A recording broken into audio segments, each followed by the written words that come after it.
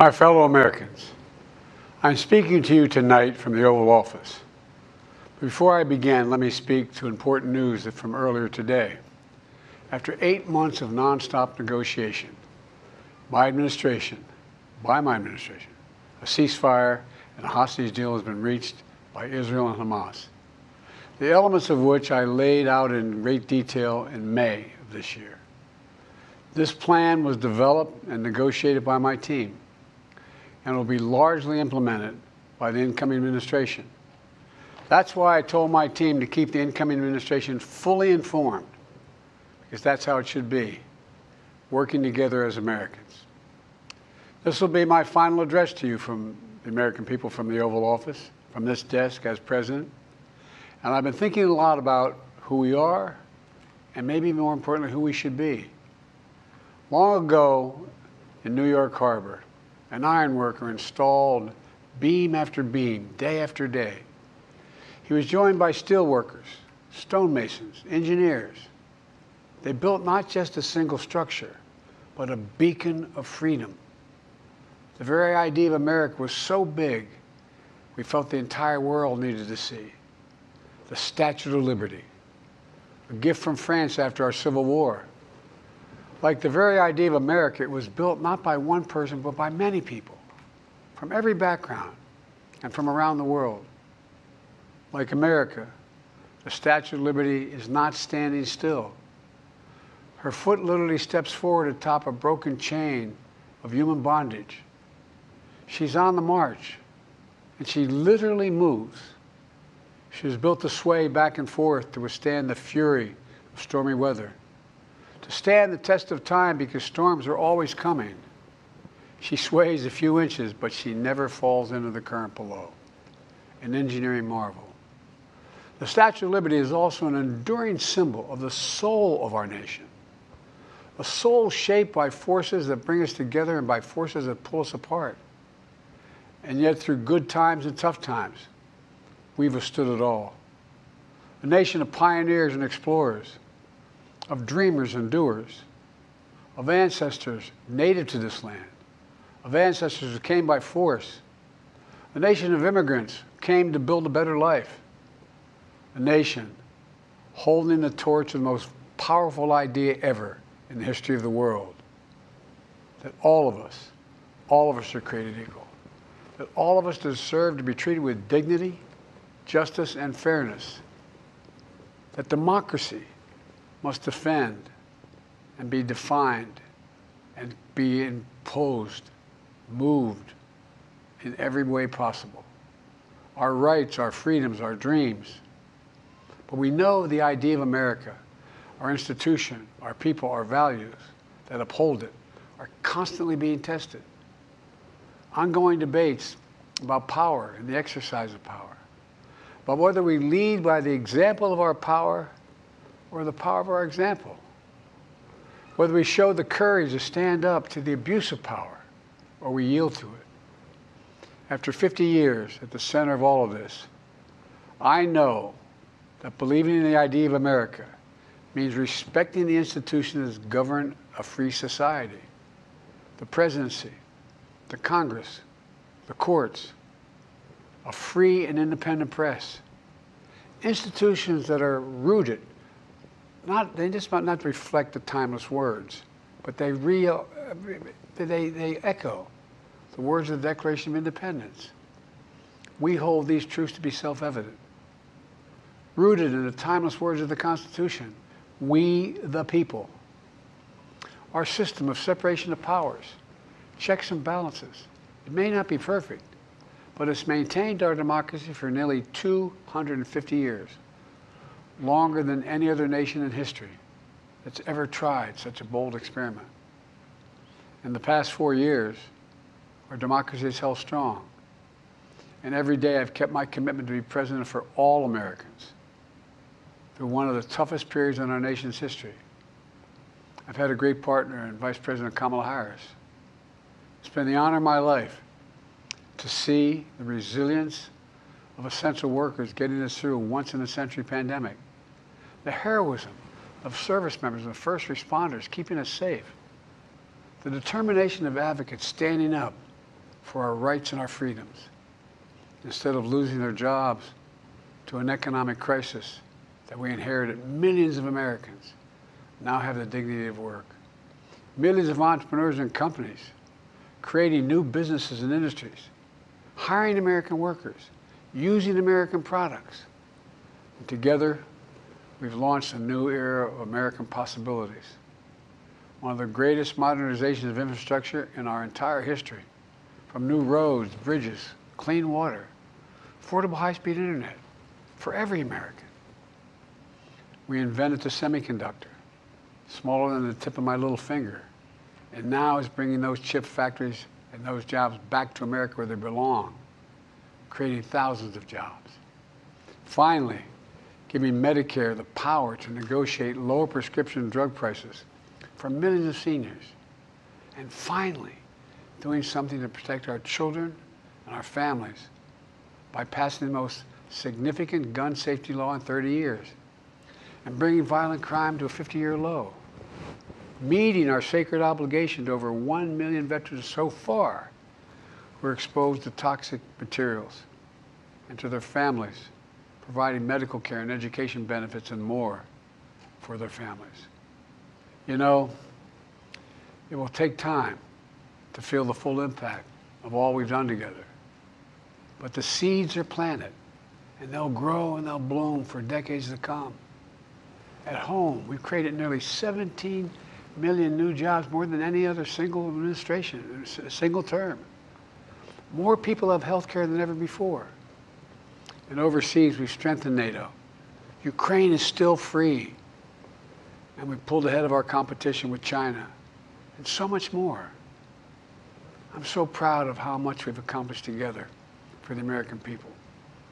And I wish the incoming administration success, because I want America to succeed. That's why I've upheld my duty to ensure a peaceful and orderly transition of power, to ensure we lead by the power of our example. I have no doubt that America is in a position to continue to succeed. That's why my farewell address tonight, I want to warn the country of some things that give me great concern. This is a dangerous and that's a dangerous concentration of power in the hands of a very few ultra-wealthy people. And the dangerous consequences if their abuse of power is left unchecked.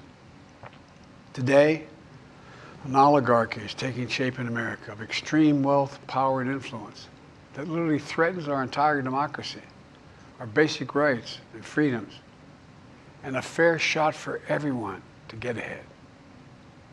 We see the consequences all across America, and we've seen it before. More than a century ago, but the American people stood up to the robber barons back then and busted the trusts. They didn't punish the wealthy. They just made the wealthy play by the rules everybody else had to. Workers want rights to earn their fair share. You know, they were dealt into the deal, and it helped put us on a path to building the largest middle class, the most prosperous century any nation in the world has ever seen. And we've got to do that again. In the last 4 years, that is exactly what we've done. People should be able to make as much as they can, but play by the same rules. Pay their fair share of taxes. So much is at stake. Right now, the existential threat of climate change has never been clearer. Just look across the country, from California to North Carolina. That's why I signed the most significant climate and clean energy law ever in the history of the world, and the rest of the world is trying to model it now. It's working, creating jobs and industries of the future. Now, we've proven we don't have to choose between protecting the environment and growing the economy. We're doing both. The powerful forces want to wield their unchecked influence to eliminate the steps we've taken to tackle the climate crisis, to serve their own interest for power and profit. We must not be bullied into sacrificing the future of our children and our grandchildren. We must keep pushing forward and push faster. There's no time to waste. It's also clear that American leadership in technology is an unparalleled source of innovation. that can transform lives. We see the same dangers of the concentration of technology, power, and wealth. You know, his farewell address, President Eisenhower spoke of the dangers of the military-industrial complex. He warned us then about, and I quote, the potential for the disastrous rise of misplaced power, end of quote. 6 decades later, I'm equally concerned about the potential rise of a tech-industrial complex that could pose real dangers for our country as well. Americans are being buried under an avalanche of misinformation and disinformation, enabling the abuse of power. The free press is crumbling. Editors are disappearing. Social media is giving up on fact-checking. The truth is smothered by lies told for power and for profit. We must hold the social platforms accountable to protect our children, our families, and our very democracy from the abuse of power. Meanwhile, artificial intelligence is the most consequential technology of our time, perhaps of all time. Nothing offers more profound possibilities and risks for our economy and our security, our society, for humanity. Artificial intelligence even has the potential to help us answer my call to end cancer as we know it. But unless safeguards are in place, AI could spawn new threats to our rights, our way of life, to our privacy, how we work, and how we protect our nation. We must make sure AI is safe and trustworthy and good for all humankind. In the age of AI, it's more important than ever that the people must govern. And as the land of liberty, America, not China, must lead the world in the development of AI. You know, in the years ahead, it's going to be up to the president, the presidency, the Congress, the courts, the free press, and the American people to confront these powerful forces. We must reform the tax code, not by giving the biggest tax cuts to billionaires, but by making them begin to pay their fair share. We need to get dark money. That's that hidden funding behind too many campaigns contributions. We need to get it out of our politics. We need to enact an 18-year time and term, for the strongest ethics reforms for our Supreme Court. We need to ban members of Congress from trading stock while they're in the Congress. We need to amend the Constitution to make clear that no president is immune from crimes that he or she commits while in office.